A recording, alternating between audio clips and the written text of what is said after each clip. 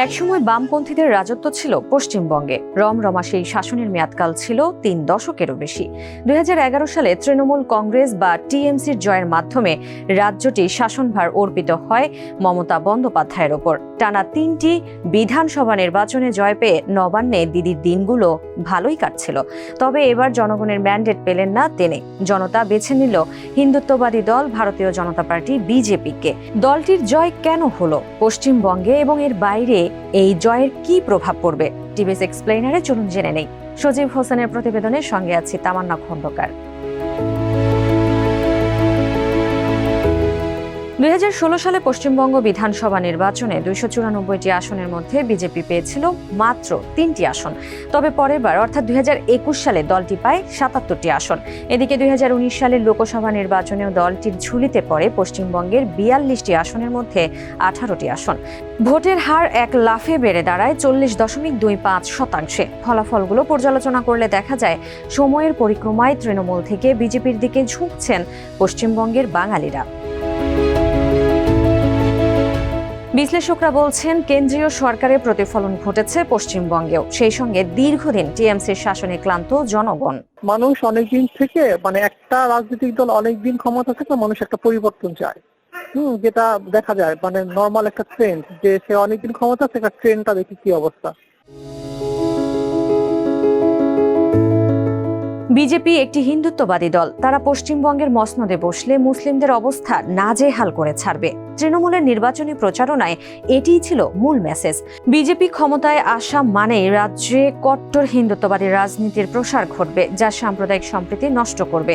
আর রাজ্যে মুসলিম সংখ্যালঘুদের উপর হামলা বা বৈষম্য বৃদ্ধির আশঙ্কা করা হচ্ছে। বিশ্লেষকরা তাই বলছেন। পশ্চিমবঙ্গে যেটা একটা ধর্মনিরপেক্ষ বা কমিউনাল হারমোনি ছিল, এটা আর কমিউনাল হারমোনিটা থাকবে না। তারপর এটা আমাদের জন্য একটা নেগেটিভ ইম্প্যাক্ট পড়বে বাংলাদেশের জন্য।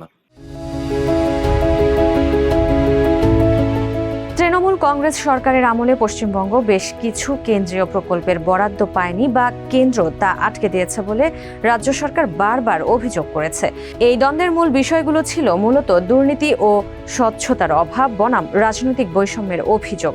তবে এবার বিজেপির ক্ষমতায়নের মাধ্যমে রাজ্যটিতে ব্যাপক উন্নয়ন হতে পারে, বিনিয়োগও বাড়বে। তবে সেটি রাজ্যটির সম্পদ ও রাজ্য সরকারের উপর নির্ভর করছে বলে মনে করেন ডক্টর হেলাল উদ্দিন আহমদ। স্টেট ভিত্তিক যে উন্নয়নের যে বিষয়টা, সেগুলা কিন্তু ভারতের বিজেপি শাসিত অঞ্চলগুলোতে উন্নয়ন, যেমন গুজরাটে ভালো উন্নয়নের দিকে আছে। আবার যদি দেখা যায় যে বিহারে উন্নয়নের ওই জায়গাটা কিন্তু সঠিকভাবে হয় নাই।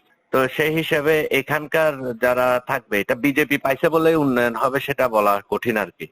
এখানে রুলিং ক্লাসের নেচারের উপর নির্ভরশীল হবে আমার যেটা মনে হয়, কারণ তাদের কতটুকু রিসোর্স আছে সেগুলো নির্ভর করবে না। একটা তো গভর্নমেন্ট এসেই উন্নতি করে ফেলতে পারে না, রিসোর্সের উপর নির্ভরশীল হতে হবে।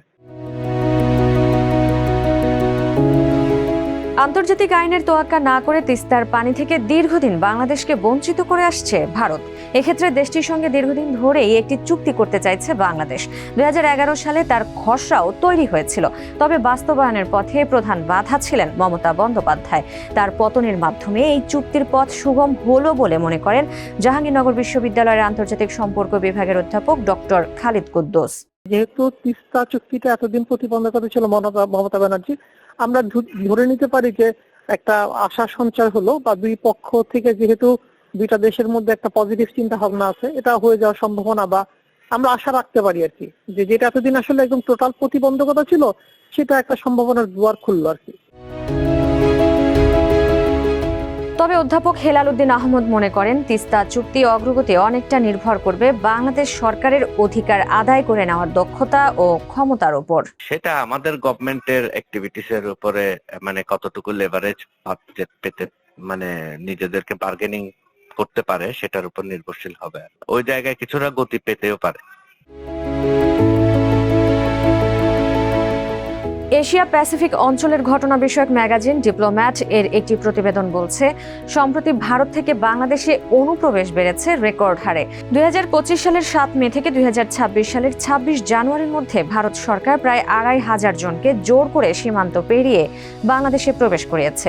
এর মধ্যে বর্ডার গার্ড বাংলাদেশ বিজিবি 120 জনকে ভারতীয় নাগরিক হিসেবে শনাক্ত করেছে। বিশ্লেষকরা বলছেন, পশ্চিমবঙ্গে বিজেপির জয়ের মাধ্যমে এই অনুপ্রবেশ আরও বাড়বে।